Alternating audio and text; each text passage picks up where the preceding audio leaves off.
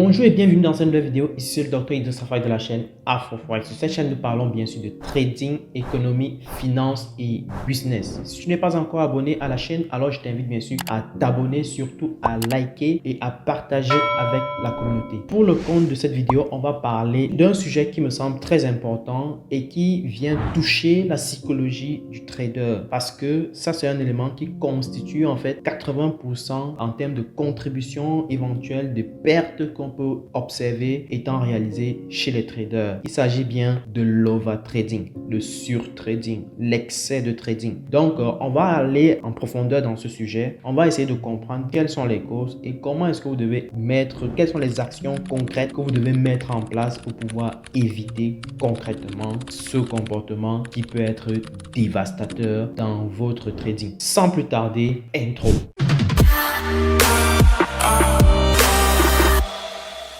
Alors, comme je disais tantôt dans cette vidéo, on va parler de l'overtrading. On va parler de ce comportement très nuisible en ce qui concerne la maîtrise de son état d'esprit en trading.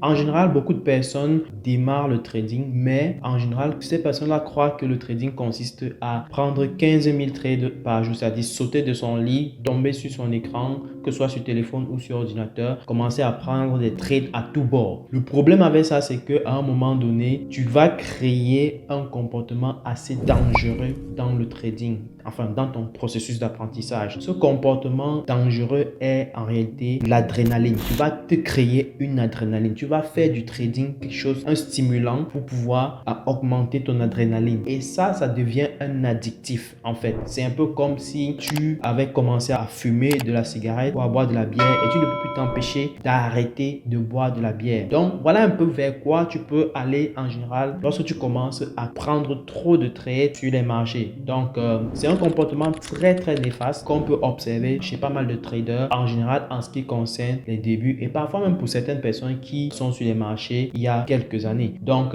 et ce comportement là, on va très souvent rapidement l'observer sur les personnes qui font soit du scalping, soit du day trading. Parce que lorsque tu fais du day trading ou du scalping, tu as on va dire un océan d'opportunités. Mais tu dois être capable en réalité de sélectionner celles qui semblent correctes, celles qui semblent vraiment raisonnables. Donc voilà pourquoi il est extrêmement important de très vite constater, très vite faire le constat que le trading peut être assez néfaste dans son processus d'apprentissage ou alors l'overtrading peut être assez néfaste dans son processus d'apprentissage. Et justement, je voudrais ici là te partager 3 clés importantes qui vont t'aider à pouvoir progresser. Mais avant d'entrer dans ces 3 clés, je tiens à préciser que AfroForex a lancé son programme de formation Trading Pro, programme ultime qui te permettra de pouvoir trader, bien sûr sur plusieurs types d'actifs. Programme de trading qui va te permettre d'être rentable sur les marchés. Oui, je le dis clairement et je pèse mes mots. Pourquoi? Parce que dans ce programme, on met en place concrètement des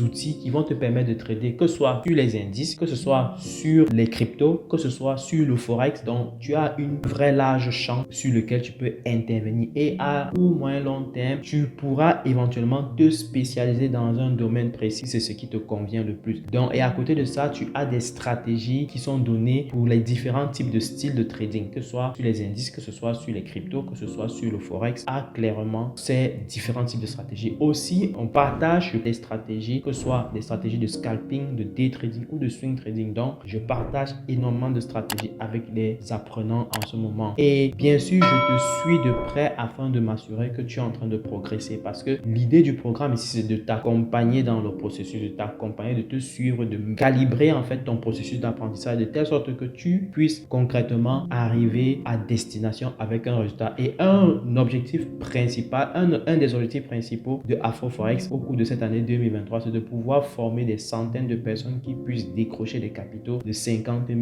Il y a beaucoup de personnes qui prennent le trading mais qui n'ont même pas le capital. Il y a beaucoup de personnes qui ont envie d'apprendre le trading mais qui n'ont même pas le capital pour pouvoir trader et gagner décemment un revenu. C'est ça le problème problème. Et c'est un gros problème dans le trading. Je prends seulement que la personne soit dans la diaspora, que la personne soit en Afrique, c'est le même problème. C'est-à-dire, il n'y a pas de capital. Mais comment faire? Le truc, c'est qu'il y a des possibilités, il y a des entreprises qui sont prêtes à vous octroyer du capital. Il faut juste prouver que vous êtes capable de trader. Et donc, justement, par rapport à cette approche-là, par rapport à cette possibilité, par rapport à cette opportunité, j'ai mis en place des stratégies secrètes qui te permettront de pouvoir, bien sûr, aller passer les évaluations auprès de ces entreprises-là et de pouvoir, bien sûr, te permettre d'avoir accès à un gros capital. Et qui dit avoir accès à un gros capital dit pouvoir trader et gagner décemment sa vie sans toutefois se mettre sous un stress maximal lorsqu'il s'agit de pouvoir, bien sûr, aller chercher les opportunités. Contrairement à celui qui va trader un capital de 50 $ ou de 100 $. Donc,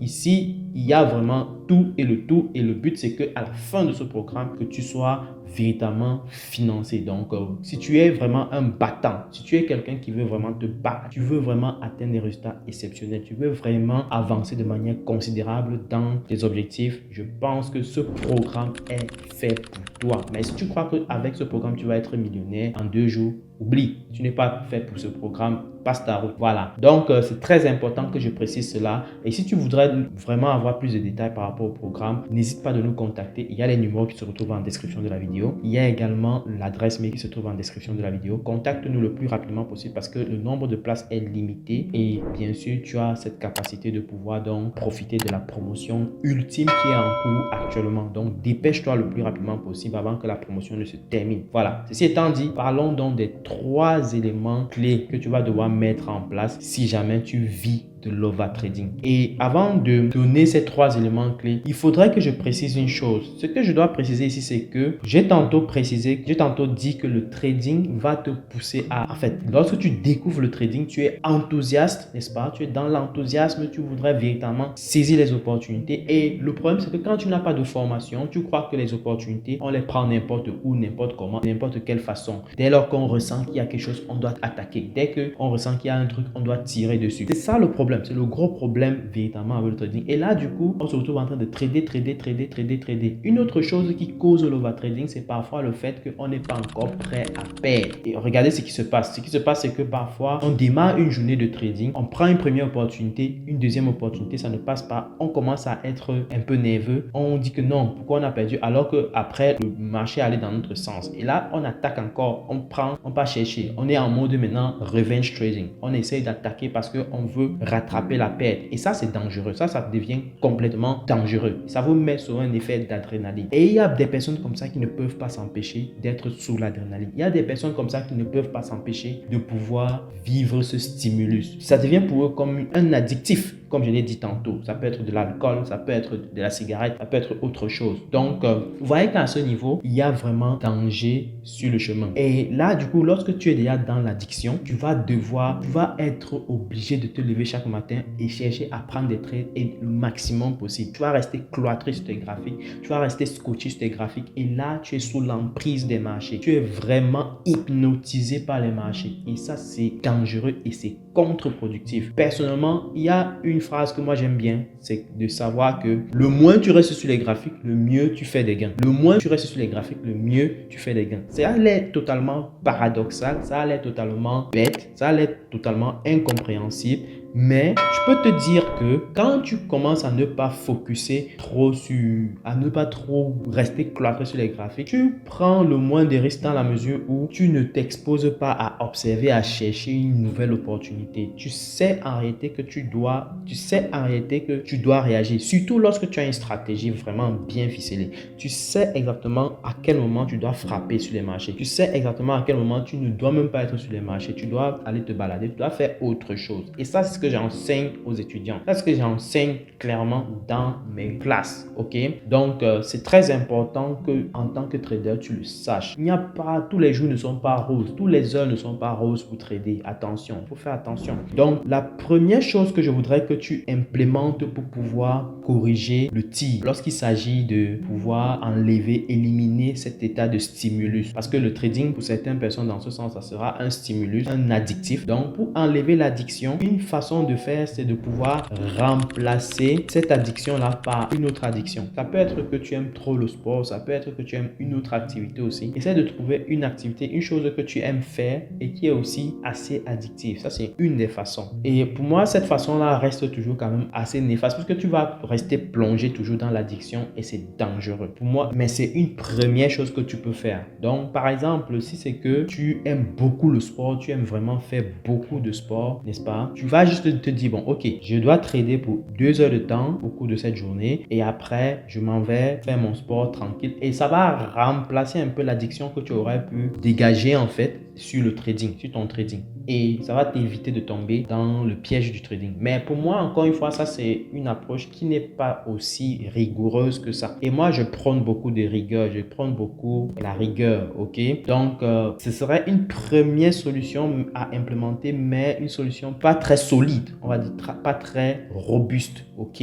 Voilà, c'est le bon mot. Donc, pour moi, il faut clairement faire autre chose qui peut vraiment vous rendre hyper solide sur les marchés. Et cette chose-là, c'est quoi? C'est de fixer des barrières, fixer une limite journalière, surtout pour ceux qui font du day trading ou du scalping. Fixez-vous une limite, c'est clair et net et c'est précis. J'ai une petite anecdote venant d'un gérant de fonds qui disait que dans son fonds, il y avait un trader, n'est-ce pas? Il y avait un trader qui avait vraiment un gros problème avec l'addiction, avec l'overtrading. Il était vraiment quelqu'un qui avait ce gros problème, ok? Il avait ce gros problème. Et une des solutions que le gérant de fonds avait trouvé, c'est que pour contrôler l'addiction du trader en question, n'est-ce pas? Ce qu'il faisait, c'est que dès qu'il constatait que le trader en question avait pris, il y a 3 trades, il changeait le mot de passe du gars. Donc, il bloquait la plateforme de telle sorte que le gars ne pouvait plus, même lui-même sur son ordinateur, pouvoir prendre de trades. Il ne pouvait plus. Donc, ça, c'était une stratégie ultime, quoi, qu'il avait mis en place. Donc, et moi, j'ai vraiment apprécié l'approche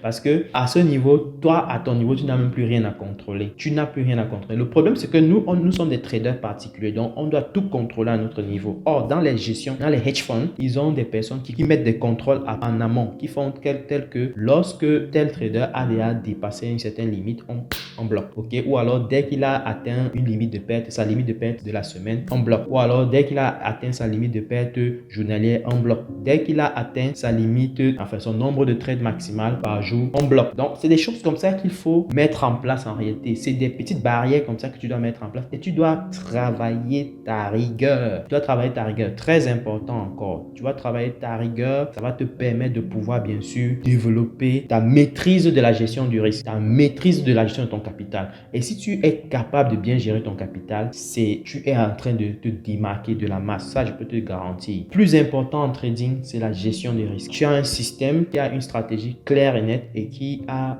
un modèle de gestion des risques correct. Tu es bien parti. Ça, je peux te garantir. Tu es bien parti. Même si au début, tu ne vois pas encore les résultats, reste persistant, reste consistant, reste focus. C'est ça qui va te sauver en fait. C'est ça qui va te sauver. Donc, ne tombe pas dans le piège de vouloir en fait, je sais pas, changer ou je ne sais pas trop quoi. Ne tombe pas dans ce piège. Mets-toi en tête que dès le début, dès que tu commences le trading, le gros travail que tu vas fournir, c'est de focuser sur ta stratégie, focuser sur ta méthodologie de gestion de risque. Ça va te sauver de la masse. Ça va te démarquer énormément. Et une troisième chose que tu dois faire, c'est de t'auto-évaluer chaque fois. Donc, ça peut être une évaluation journalière, ça peut être une évaluation hebdomadaire, ça peut être une évaluation mensuelle. Donc, tu dois t'évaluer obligatoirement. Tu ne dois pas faire du trading sans t'évaluer. Tu ne dois pas faire du trading sans t'auto-critiquer. T'auto-critiquer te permet de pouvoir être sincère envers toi-même et de pouvoir être honnête envers les comportements que tu adoptes sur le marché et que tu devrais corriger. Et tu te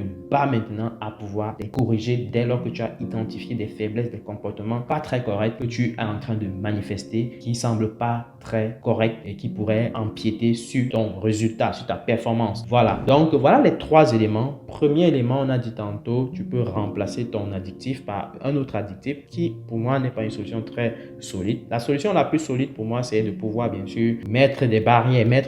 Et encore une fois, mettre des barrières. Ça peut être des barrières sur le nombre de trades que tu dois faire par jour, le nombre de la perte maximale que tu dois accepter par jour, la perte maximale que tu dois accepter par semaine. Ça, c'est valable. Et bien entendu, tu dois faire un suivi et un autocritique de ton comportement sur les marchés. Voilà. Ceci étant dit, j'espère j'espère que tu as aimé la vidéo. Et si tu as aimé la vidéo, bien sûr, partage-la au maximum. Et surtout, dis-moi en commentaire ce que tu en penses. Ou alors, est-ce que si tu as des questions, n'hésite pas de les lâcher en commentaire. Partage au maximum pour que tous les traders débutants puissent véritablement comprendre ça. Tous les traders intermédiaires puissent véritablement comprendre ça. Parce que c'est un comportement, malheureusement, dans lequel beaucoup vivent actuellement, sans même parfois pour certains, sans s'en rendre compte. Et pour d'autres, ils se rendent bien compte, mais ils sont en train de se battre pour pouvoir y arriver. Et je voudrais véritablement qu'on se batte pour y arriver. Parce que je sais que le trading est un levier puissant. Donc, si ceci est ton cas, partage la vidéo encore au maximum. Et on se dit à très bientôt pour une prochaine vidéo. Peace.